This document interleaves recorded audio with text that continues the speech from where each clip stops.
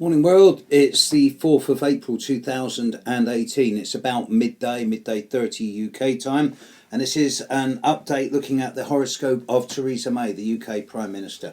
She was born on the 1st of October 1956 in Eastbourne, UK. There is no known birth time for her, but I did a bit of astrological detectorship here.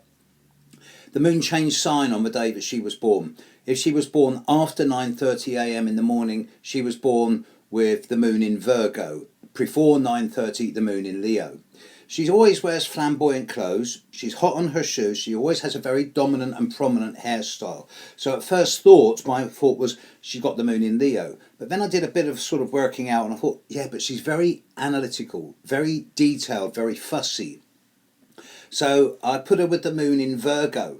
And then I put her with Leo midheaven and Pluto on the midheaven in Leo, similar to that of Vladimir Putin. Also, if the time of birth, as I've worked it out, which is about 10:25 a.m., is correct, then that gives Theresa May Scorpio rising, which I'm pretty sure is accurate because it puts Saturn in her first house. She is quite an inhibited character. Her childhood was quite inhibited. She was quite restricted as a child. She's always been much more on the literally conservative side of life. So I'm pretty confident that she was born around 10:25 a.m., but this is a supposed time, in my opinion. So I'm looking primarily at her chart now, not so much in terms of analysis, but more in terms of what's been going on for her recently, where she is right now, and especially what's coming up now over the next 12 months for her. The big issue for her is to do with her progressed horoscope. The progressed Sun and the progressed Moon and the progressed Saturn are all in the same place.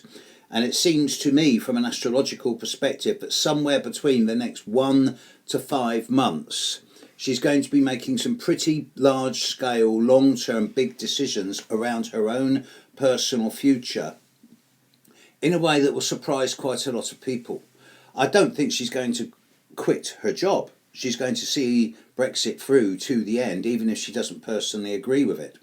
Now, as many of you know, I am not a fan of Theresa May or the Conservative Party. I'm left of centre, although I'm more green than I am left wing. But I've never voted Conservative and I never will. But nevertheless, her popularity in this country has really improved in this last year because she's been seen as having the courage to stand up to a number of people, both in Europe and in her own party, who have sought to control her or dominate her. And considering that underlying everything else, she's a Libra, there is a degree of similarity here between her and Margaret Thatcher. But whereas Thatcher was the Iron Lady, Theresa May is not. She's much more of a subtle, behind-the-scenes type of person. The single biggest aspect in her horoscope over this last year or two has been Neptune in the sky on top of her Mars. This is now finishing, but Neptune is now coming in to oppose her Jupiter.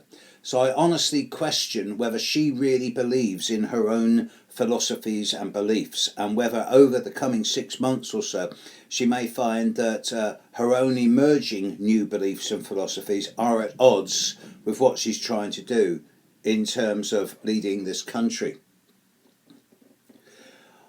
Uranus moving into Taurus in a couple of weeks from now is also going to affect her horoscope strongly. It's going to trine her moon, trine her midheaven. Add to this that Saturn in the sky is currently squaring her sun. I can't help but come up with the ongoing conclusion that at this time she's really reassessing and reconsidering her long-term future. And whilst on the one hand, everyone's sort of saying, yes, but she's solid, she'll see us through this process.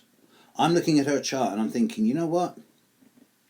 With Saturn squaring her sun, which is happening regardless of her time of birth, which is bringing a lot of challenge into her life, with Neptune coming up to oppose her Jupiter, making her question her own beliefs and philosophies,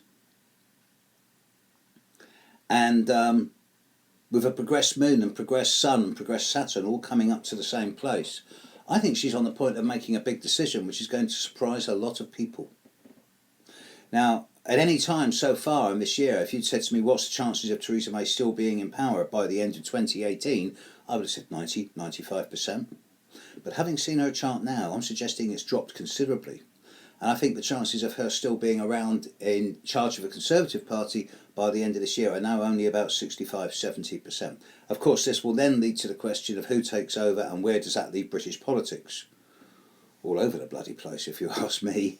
But that's a question for another day. And once I've finished doing this current round of videos on prominent world leaders, I'll then start looking at prominent world countries. Okay, more on this another day. Catch you soon, world. Bye.